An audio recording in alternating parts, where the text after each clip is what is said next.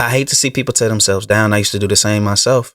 I honestly believe we hurt ourselves before we hurt anybody else. We do an injustice or disservice to ourselves when we compare ourselves to other people. And it ain't no Ralph though. It ain't Ralph level. Let me ask you this. What's the name of your clothing line? We don't know. I think aspirations are cool. That's fine. But when we compare ourselves and look at ourselves that we don't have enough or we are not enough, I think one, it distorts our reality of what's really going on. When I look at social media, all I'm seeing is an unrealistic picture of other people's lives. I see everybody's winning celebratory moments. You're not comparing yourself to the full story. You don't have to be the most poppin' person known on social media for you to be significant. There are people that are off social media right now that are doing great work and nobody knows their name on social media. I have to tell myself constantly, like, I'm enough. What I've done is enough. My numbers are enough. The people who support me and love me for what I do and who I am, that's enough. I don't have to have this person's fan base. I don't have to have that person's fan base. I don't have to have this person's followers. My family supports me more than anything. That's all I need. When we compare ourselves to other people, man, it breeds envy and resentment. God working in their lives more than he working in our lives. That's not true. You start getting jealous of other people's success because you're not focused on your own. You're not focused on how far you've come. So you're frustrated. That's not fair to you. Not when you work so hard to get to where you are today. That's not fair to me. Some of my accomplishments on my walls because I have to be reminded that, man, I have done good work.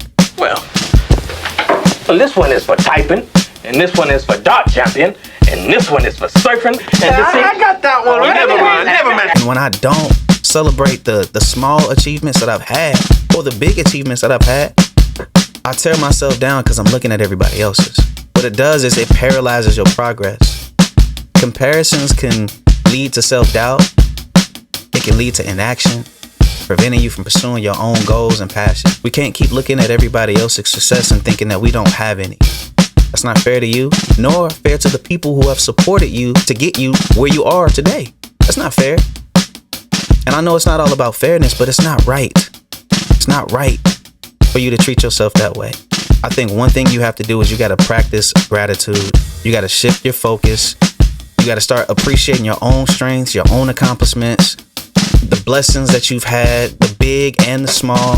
I think you got to start setting goals. You got to measure your own progress by your personal benchmarks, not somebody else's. Genuinely be happy for other people. Be happy for other people's wins and what they've gained over time. See that as an aspiration, not as a threat. Your winning doesn't mean that I lose. I think another healthy way to combat comparing yourself to others is limiting your social media exposure.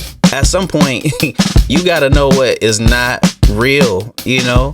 You got to take breaks from platforms that trigger comparisons with curated